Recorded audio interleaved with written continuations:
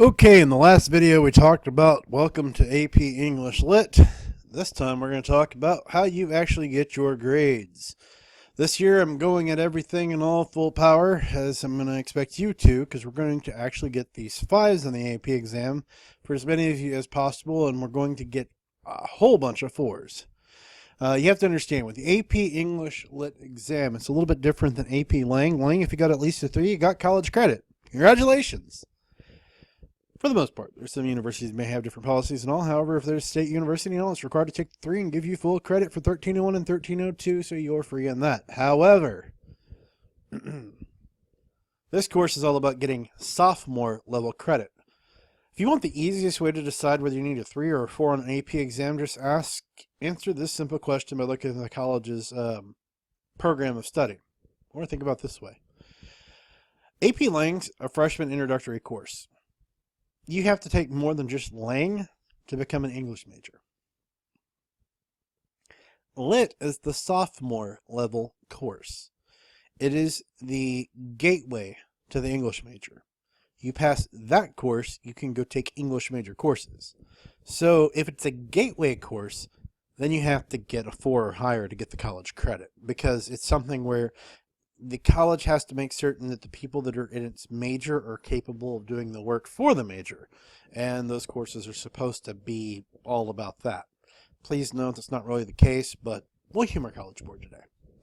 So, in order to get the 5s, you're going to be graded on the following assignments. 1, timed writings. We'll have anywhere from 1 to 3, and yes, I realize this is kind of a little bit of a confusing thing, but I'll explain it. 1 to 3, yes, all 3 occasionally time writings per week. The time limit will be 40 minutes initially, and then I'm going to occasionally reduce it, especially as we get closer to the test. I won't tell you that I've reduced the amount of time. I'm just going to do it.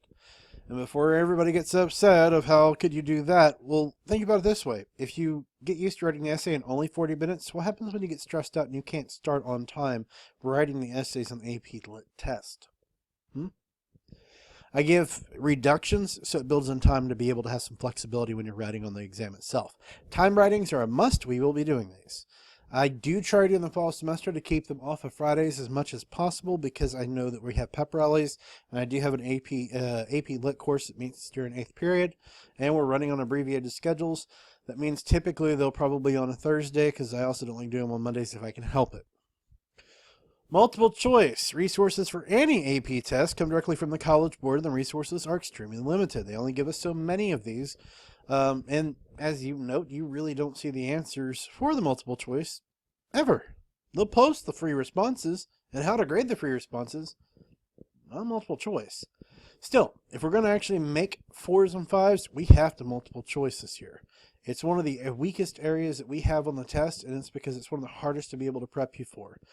To prep for it successfully, you really have to start prepping 8th or 9th grade. And it's all about building vocabulary. The more you read, the more words you look at, the more you figure out how to understand what those words are saying, the better you're going to do a multiple choice. Still, I'm going to work my best to be able to give you at least 10 multiple choice questions per week to be able to practice on and debrief, as well as doing some full-blown multiple choices of 55 questions. Here is a new one. Research papers. You're going to write 2 research papers each 6 weeks, and there is going to be a video on them.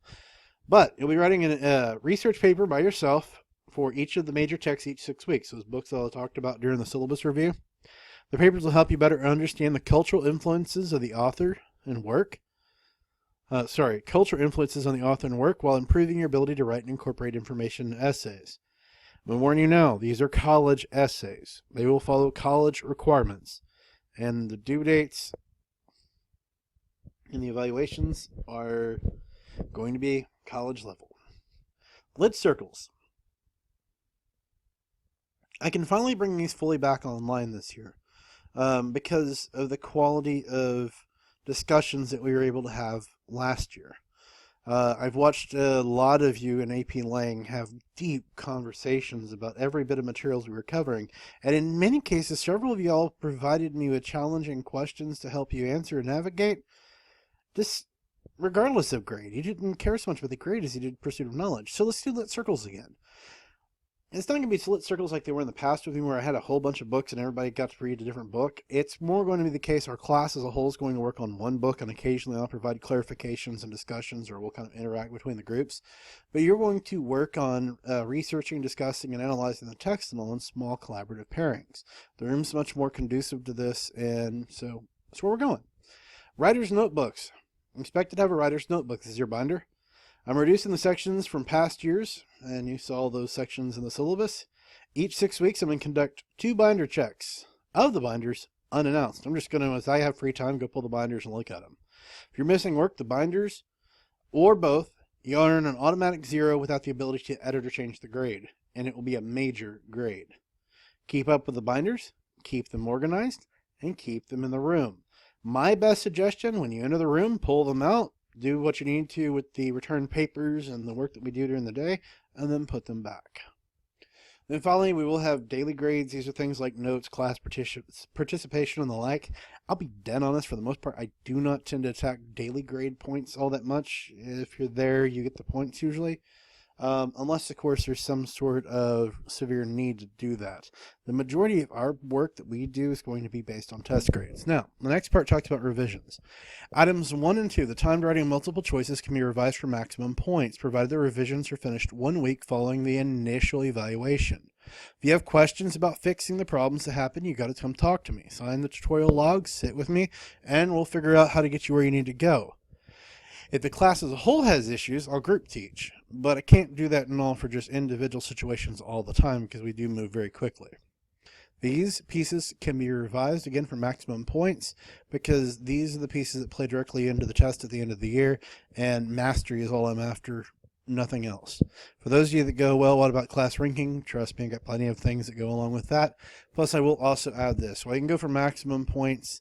On the 2 assignments that are listed above, nobody's getting 100s. Not anywhere near the start of the course. Later on down the road, maybe every once in a while, but not very often. So almost everybody's going to be revising if they want to maintain class ranks. Items 3 and 6 may be revised once. This is dealing with the daily grades and the research papers. If you miss anything or there's any holes there, you can revise them, provided the work is submitted within 1 week after the work after the initial work was submitted, but full credit may not be earned unless you're already scoring a 90+. Items 4 and 5 may not be revised.